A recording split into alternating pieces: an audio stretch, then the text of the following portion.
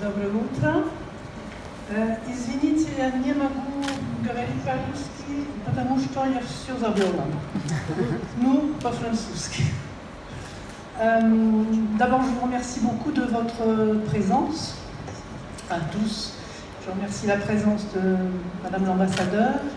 Je remercie beaucoup aussi l'Institut français et puis l'électrothéâtre Stanislavski de son accueil et de tout ce qu'il a fallu faire pour pouvoir accueillir ce film en français, cette traduction simultanée, etc. Je voulais juste vous dire de très courtes choses, parce que comme il y a 10 heures de spectacle, après je ne vais pas m'étaler. Juste vous dire que donc nous avons créé le spectacle en 97, je dis nous parce que je joue dedans, en 87 à Avignon. Et à l'époque, ça ne se faisait pas tellement de filmer les spectacles. Maintenant, ça se fait à peu près systématiquement. Ça ne se faisait pas. Et quand nous avons joué les dernières à Bruxelles en janvier 88, François Claudel, entre autres, s'est un peu affolé, d'autres personnes, en disant « mais il n'y aura plus de traces de ce spectacle ».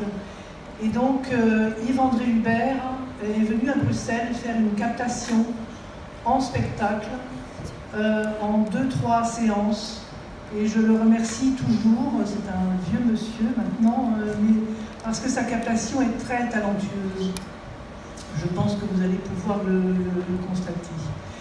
Je voudrais vous dire ce que je dis d'ailleurs aux spectateurs français, la même chose. Ne vous affolez pas. Si vous ne comprenez pas, ce n'est pas grave. Je veux dire, la pensée, bon, les mots c'est autre chose ici, nous ne sommes pas en France, mais si vous ne comprenez pas tout, ce n'est pas grave.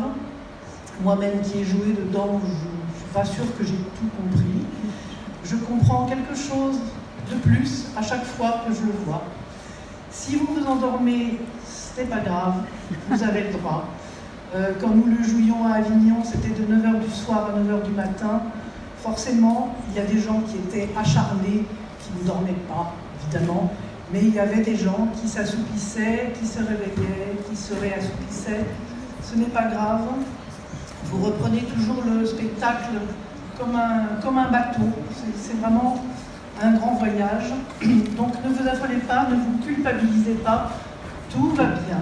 Voilà. D'ailleurs, l'annoncier, qui est le premier personnage qui parle, vous le dira. C'est ce qui est le plus long, qui est le plus intéressant. Et ne toussez pas, dit-il. Voilà. Et juste une petite précision sur la scénographie. Donc, le plateau est une sorte de radeau qui est posé sur la mer, sur un grand plateau. Et nous avions de chaque côté de la scène de grandes figures de proue qui représentaient un homme et une femme qui s'ouvraient et se refermaient un peu comme des rideaux. Et à Bruxelles, ça n'a pas été possible parce que le plateau était trop petit. Donc ces figures de proue sont sur les côtés immobiles. Mais c'est intéressant de savoir qu'elles sont là parce que dans la deuxième journée, vous verrez, le personnage de la Lune s'adresse à Prouez et à Rodrigue qui sont endormis dans les figures de proue. Donc c'est intéressant de savoir que le plateau est encadré par ces deux figures de proue. Voilà, si vous avez des questions, je suis à votre disposition dans les pauses, si vous voulez me demander des choses. Et puis, donc, tout va bien et bon voyage. Merci beaucoup, spasibo большое. Дамы и господа, дорогие друзья, я счастлива быть с вами сегодня в электротеатре Станиславского на встрече в честь двух великих деятелей театра и литературы Антуан Витез и Пол Клодел. В этом году мы отмечаем 150 лет со дня рождения поэта и писателя Пола Клоделя. О нем мы будем говорить 3 дня.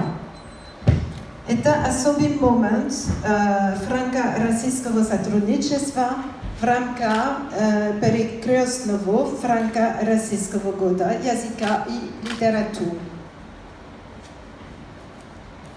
В этом контексте французский институт при посольстве Франции и России при участии электротеатра организует показ фильма «Атласный башмачок» по пьесе Пол Клодel в постановке Антуан Витез. Этот фильм сохранил для нас незабываемую постановку всей пьесы в режиссуре Антуан Витез и Авиньонском театре. Она длилась целую театральную ночь в Авиньоне. Благодаря таланту Антуан Витез пьеса стала событием культурной жизни. Замечательный режиссер, актер, поэт, театральный педагог и посол наших обеих культур, который любил русскую культуру, не раз бывал в СССР и перевел таких великих авторов, как Чехов, Маяковский, Булгаков, Чолохов. Антуан Витез отставил заметный след в качестве руководителя Национального театра Шайо и главного администратора комедии французской.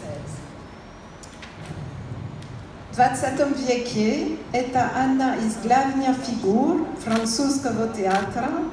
Его выдающаяся роль связана в том числе с его преподаванием театрального искусства. Шерон Витез, то, что сегодня вы здесь с нами, оказывает нам огромную честь. Мы приветствуем вас с особым волнением. Большое спасибо Борисе Юхананову и его коллективу за проведение этого прекрасного мероприятия. Желаю вам интересного театрального вечера. Спасибо.